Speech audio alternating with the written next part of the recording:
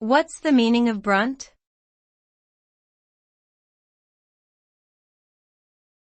Brunt.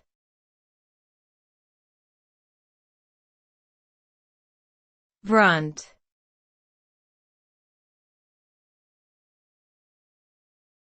Brunt.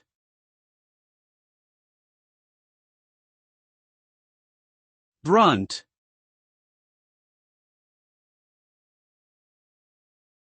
The word brunt refers to the main force or impact of a particular event or situation.